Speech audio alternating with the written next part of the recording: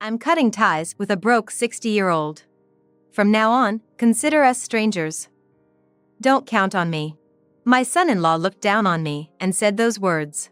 I couldn't believe what I was hearing.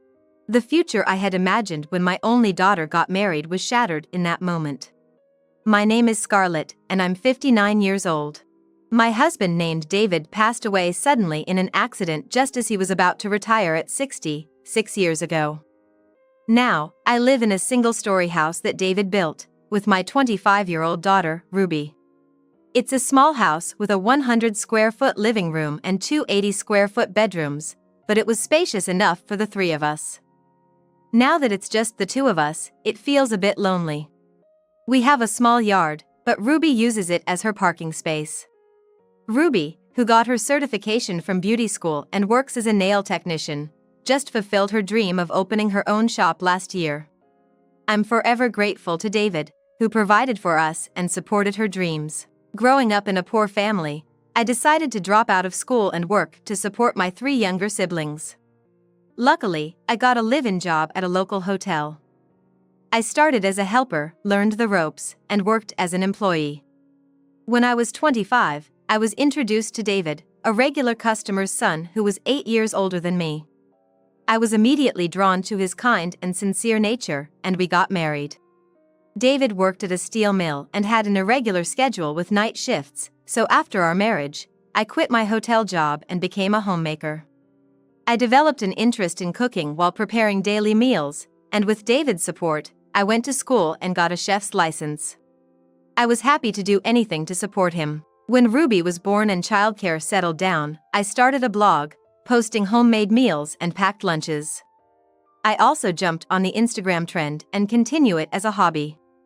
Now, 5 years have been passed since David had passed away. I'm excitedly working on a plan before turning 60. One day, Ruby asked me to meet her boyfriend, so we made plans for dinner.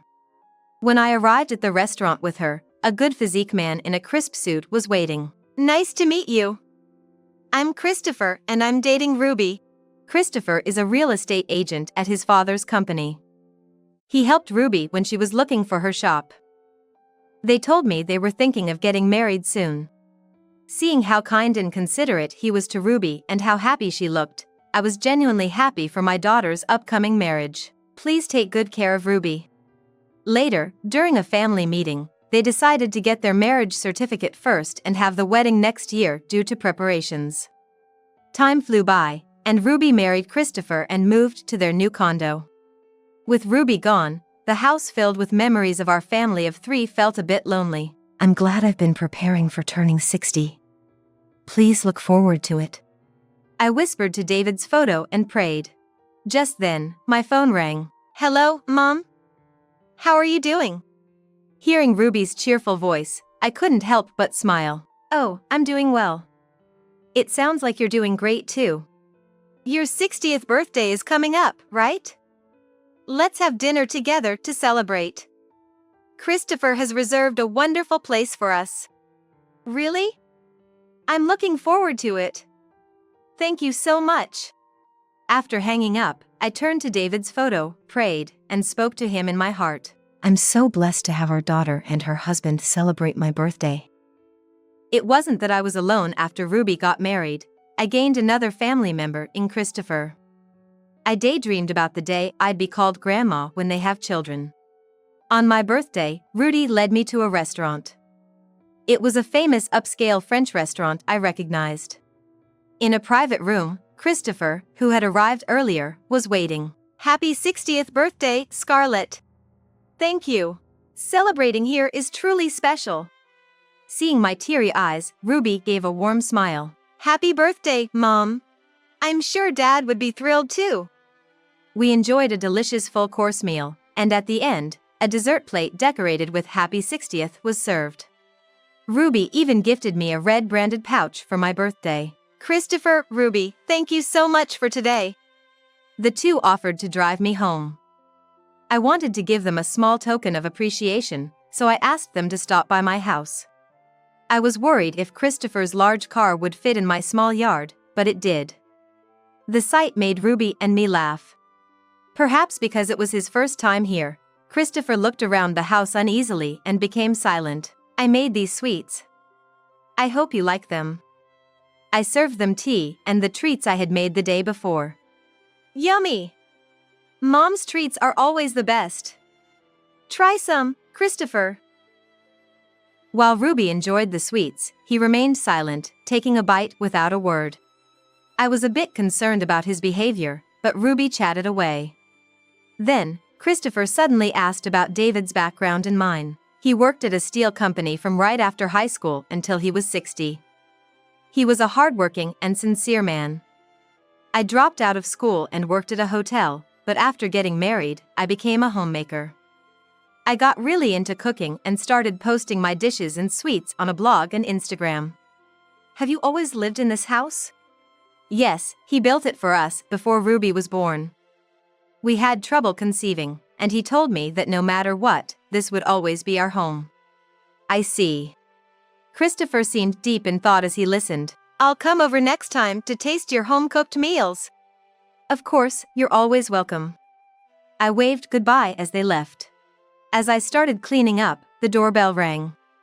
Opening the door, I found Christopher standing alone. Oh, did you forget something? Christopher stepped in, looking down at me with a stern gaze. There's something I forgot to tell you. What is it? I was completely fooled because we always met outside. Fooled. I had no idea what he was talking about. I never imagined you lived in such a small house, struggling financially. Ruby has her own shop and car, and you always look well kept, so I never suspected. I was surprised you served cheap homemade treats when you invited me over. I tried to recall his odd behavior since he entered the house. If that's how you entertain guests, we could have just gone to a diner instead of an upscale restaurant today. It would have suited your taste better. I'm sorry I tried to match your level without knowing you were poor. You haven't heard anything from Ruby? Ignoring my words, he continued with a tone and attitude that seemed like a completely different person. I need to be selective about who I associate with as the next CEO. Having a relative who dropped out and lives off a pension without working is nothing short of embarrassing. I tried to speak, but no words came out. Just so you know, now that you're 60, consider our ties severed.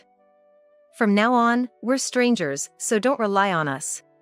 He looked down on me with those final words and quickly left. What just happened? His shocking words kept replaying in my mind. I collapsed in front of David's photo. What should I do? The son-in-law I thought was a kind and caring young man showed his true, discriminatory nature. It felt like I had been thrown from heaven to hell. That night, I couldn't sleep, debating whether to tell Ruby about our conversation. In the end, I couldn't bring myself to tell her, hoping she'd be treated well. A month later, I moved into my new home. It's a single-story house with 4 bedrooms, a large yard, and parking for 4 cars, built on a plot equivalent to 4 lots. Even for someone like me who doesn't drive, it's conveniently located near a train station and bus stop, with grocery stores and drugstores within walking distance. Yes, the plan I was excitedly working on for my 60th birthday was to fulfill the dream David and I had for our retirement. I wanted to live in a single-story house with a guest room for when my daughter and her family visit, watch my grandchildren play in the large yard, and spend peaceful days with him. Sitting in front of David's photo, which overlooks the garden, I whispered to myself, I wanted to fulfill your dream. Will I end up alone? Though Ruby, unaware of everything, kept in touch, the situation with Christopher remained unchanged. The excitement of preparing for the move felt like a distant memory. Once I settled into my new home, Ruby suddenly contacted me, asking to stay the night. Seeing her enter the house with large bags, I had an idea of what happened but asked, "What's going on?"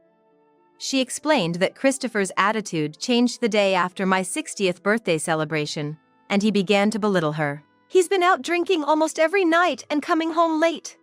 Just the other day, I found out he's been cheating. It seems that in Christopher's eyes, Ruby had become nothing more than the daughter of a poor family, despite my hopes that he would cherish her. A few days later, Christopher visited our old house, found it empty, and contacted Ruby to ask where we were. She hesitated, glancing at me, but I nodded, signaling her to give him our new address. As soon as he entered our house, he confronted Ruby. Whose house is this? Have you been cheating on me too? This is my house. Seeing me standing behind her, he looked momentarily surprised. We couldn't just stand and chat, so I led them to the living room and served tea. And high-end chocolates, not homemade treats. Seeing the chocolates, Christopher scoffed. Trying to show off when you're poor will only make your life harder. You must have stretched your budget thin to afford this house. Wasn't he here to apologize to Ruby? As I remained silent, Ruby, usually calm and cheerful, glared at him. Stop making assumptions about my mother when you know nothing about her. I know she lived in a shabby, cramped house until recently. Your dad worked in a factory and probably didn't earn much. And she, a dropout, just played around making food, right? It seemed he looked down on us, even in front of Ruby. She began to explain calmly. My mother started cooking to support my father. Her blog, where she posted her recipes, became popular, leading her to publish several books and even supervise kitchenware production. She's a renowned culinary expert with various certifications. He looked at me, his eyes wide in disbelief. Mom never showed her face in the media to ensure our family's privacy. Still, even after retiring from her culinary career, she has tens of thousands of followers on her hobbyist social media. To think you called her cooking just a hobby. Well, she just got lucky and became a topic of discussion. After all, she's just an ordinary person with a husband who had a low-paying factory job. I couldn't let his last comment slide. I don't care what you say about me, but I won't let you insult my husband who worked hard for our family. He worked at a major steel factory and became a factory manager in his 40s. His annual salary exceeded $100,000, and we lived comfortably. $100,000. He looked back and forth between Ruby and me, disbelief evident on his face. Ruby nonchalantly sipped her tea. I was told by my husband to spend my earnings however I wanted, but I saved everything. After he passed away shortly after retiring, his untouched retirement funds and even the insurance payout were left. Why did you live in that old house for so long then? He seemed genuinely puzzled. That house was a special place he built for me. It's filled with memories and sentiments that money can't buy.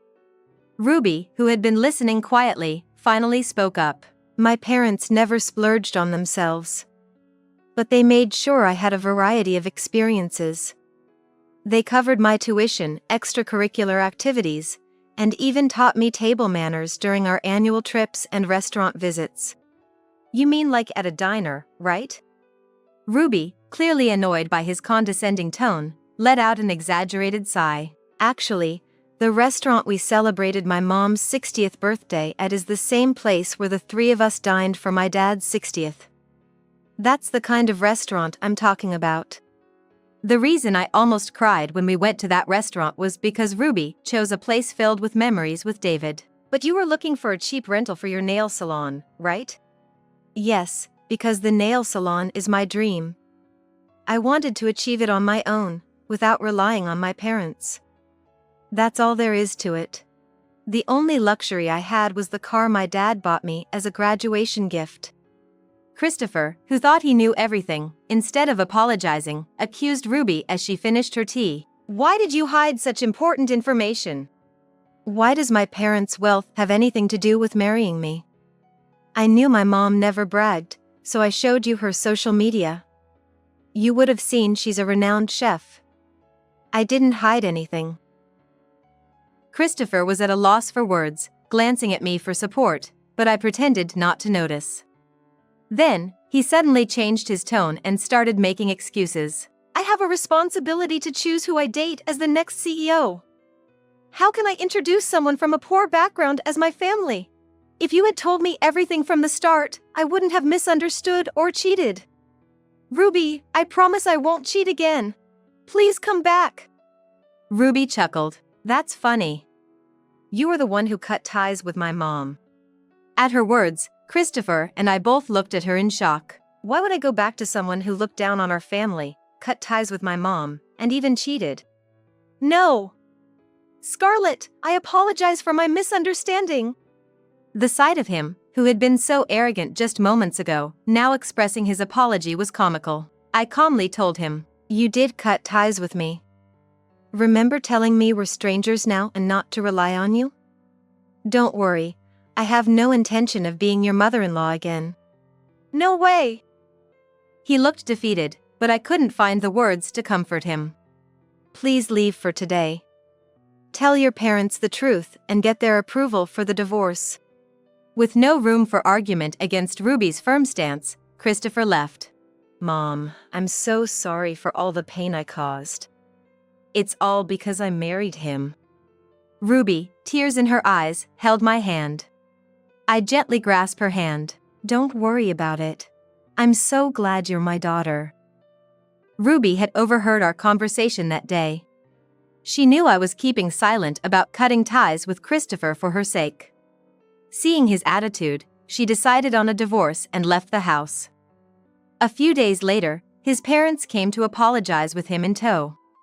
Ruby and I knew it wasn't their fault, so we declined any compensation in the divorce proceedings and quickly finalized the divorce. Fortunately, we hadn't announced the wedding to our acquaintances since it was planned for a later date. "I'm home." "Hello, good to see you again." A year has passed since then, and Ruby brought home a man she recently started dating. "Well, it's been a while. Dinner's just ready, come on in." The man was Nicholas, Ruby's childhood friend whom I knew well. He had always been close to Ruby without any prejudice. When Ruby got divorced, he was there to listen and support her. Their unchanged bond and mutual trust warmed my heart. I sincerely hope for Ruby's happiness and want to watch over her from a distance.